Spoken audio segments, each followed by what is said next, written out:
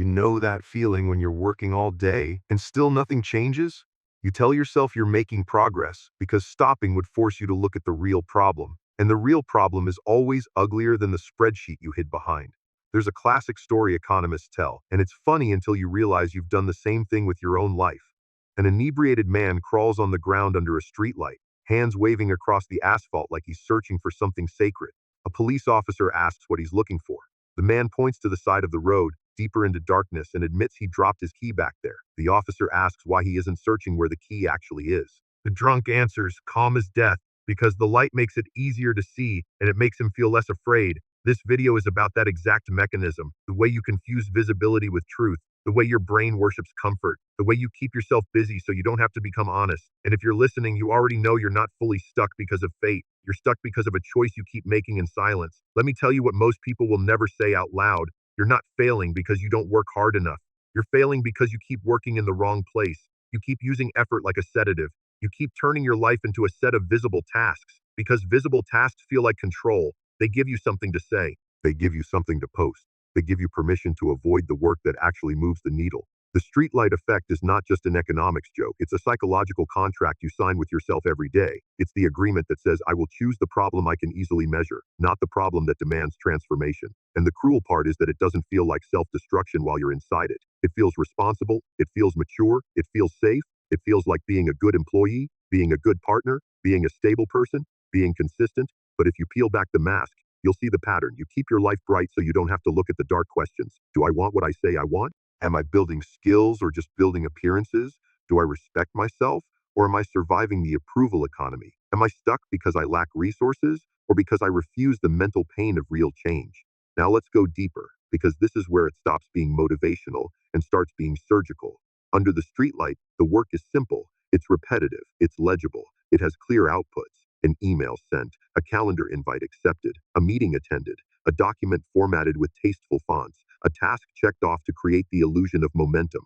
You can do it while your mind is numb. You can do it while your heart is avoiding something. You can do it without confronting your own ignorance, because you never go into the dark enough to get exposed. Let me give you a micro story you've likely lived. You wake up, you put on the professional persona, you open your inbox and immediately feel relieved because the world has given you tasks. Your brain loves that relief. It's like someone handing you a script. You respond, you schedule, you edit, you chase confirmations. By lunchtime, you've produced a neat trail of done actions. And yet, if you're honest, none of it created leverage. None of it changed your trajectory. Then you check your calendar. Another meeting, 3 hours. It could have been a message, but you attend anyway, because attending is safer than failing to appear. Someone says something vague, someone proposes a next step, and everyone leaves with more tasks. You feel busy, you feel needed. You feel like you're part of the machine, but what is the machine doing? Is it solving problems that matter, or is it generating motion that prevents people from thinking too hard?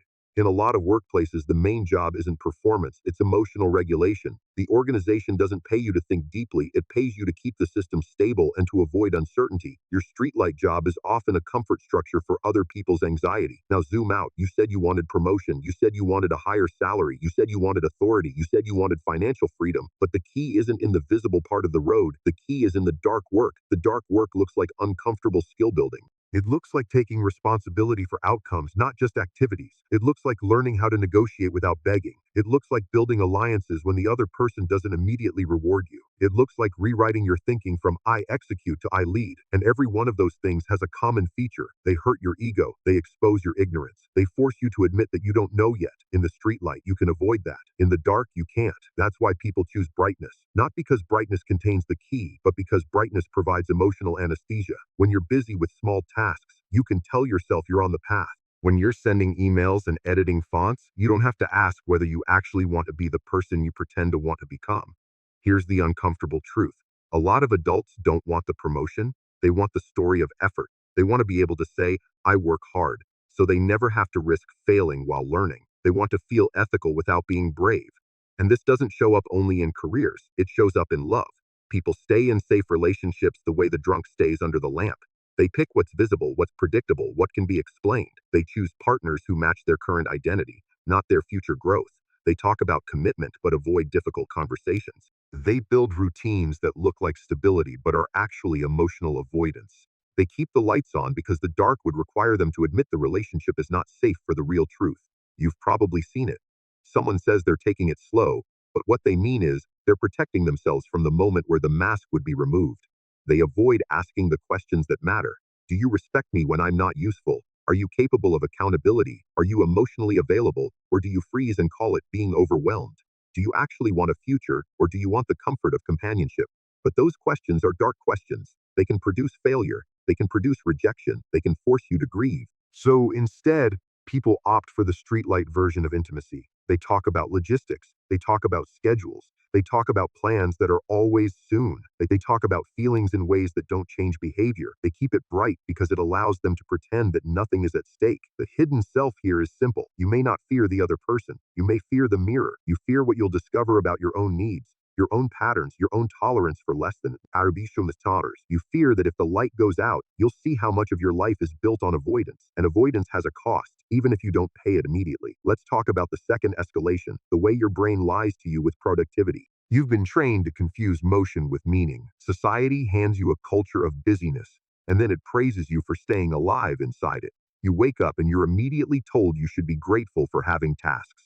You're supposed to be busy the way a good dog is obedient. Your identity becomes a job title. Your worth becomes output. So when you're not producing visible results, you feel guilty, you feel lazy, you feel like you're falling behind. And because guilt is uncomfortable, you fill your time with more busyness. That creates a loop. The loop is comforting. It makes you feel like you're doing something. It protects you from the deeper question, which is, why am I still not getting the results I claim to want? This is where the streetlight effect becomes a trap of personality. Some people are not lazy, they are anesthetized. They pick tasks that don't require a confrontational relationship with reality. Editing a report doesn't challenge your worldview. Responding to emails doesn't force you to ask whether you can actually deliver. Attending meetings doesn't require you to take responsibility for your guesses. There's no true exposure. Exposure is the currency of growth, but growth demands discomfort. And discomfort is the one thing most adults are unwilling to tolerate for long enough. They'll sit in front of their laptop for 8 hours and feel proud of their workday because they produced something.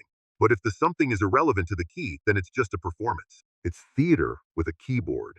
Now, why does this happen? Because deep work is psychologically expensive.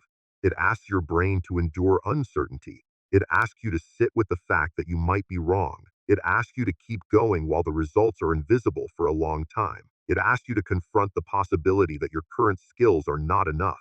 And the human mind is built to survive. Your mind will always choose the path that reduces threat, even if that path destroys your future. So your brain uses being busy like a security blanket. It's not just a habit, it's a defense mechanism. And defenses don't just prevent pain, they also prevent truth. This is why some people stay stuck for years while looking respectable. They show up, they work hard, they never get fired, they never explode, they never make dramatic mistakes, but nothing changes. No promotion, no new relationship, no financial breakthrough, no genuine self respect.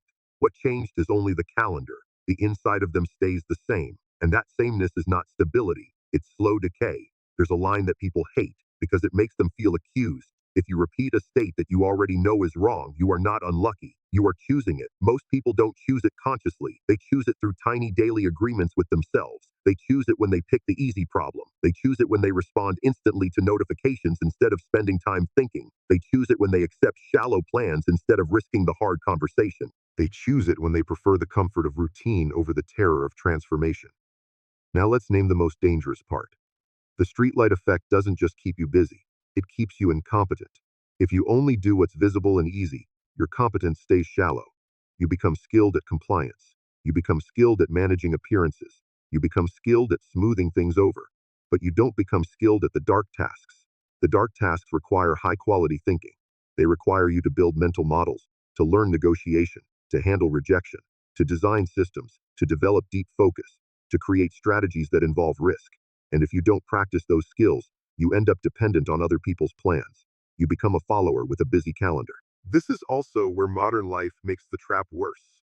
We live in a time of distraction designed like a casino. Your phone is engineered to steal your attention every time you feel bored or uncertain. And uncertainty is exactly what deep thinking requires.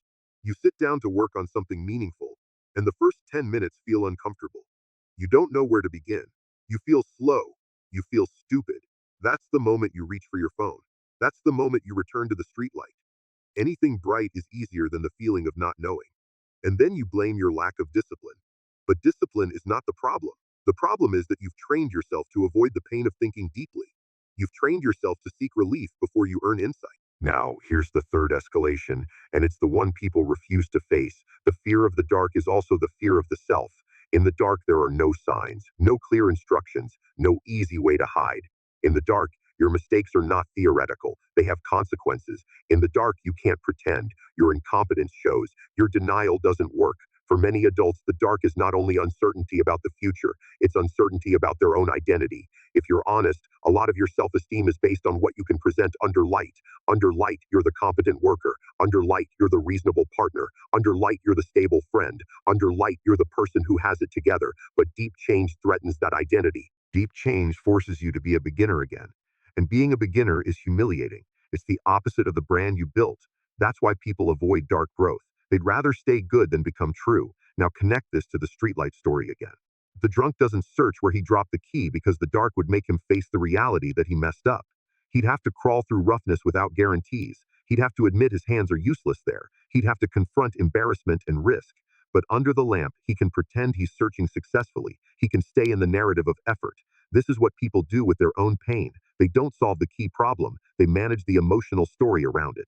You keep going to work meetings that don't change anything because you're afraid that if you stop, you'll realize you don't have a plan. You keep dating someone who drains you because you're afraid that if you leave, you'll have to confront your loneliness without distractions. You keep consuming content that numbs your mind because if you turn it off, you'll feel the grief of your own unfulfilled potential. So your busyness becomes a lifestyle. Your busyness becomes a personality. And then you wonder why you feel empty. Let's go even deeper. The hidden self isn't only avoidance, it's often self-betrayal. Self-betrayal looks like continuing to participate in situations that you already know harm you, just because the alternative would require you to confront your fear. People will stay in jobs that flatten them. They will stay in friendships that benefit them only superficially. They will stay in routines that keep them small. But they call it stability. They call it maturity. They call it responsibility. They call it timing. No, it's the fear of a blank page. It's the fear of being wrong in public. It's the fear of not being chosen. It's the fear of discovering that you were never as capable as you wanted to believe. That's the dark. And most people will not go there.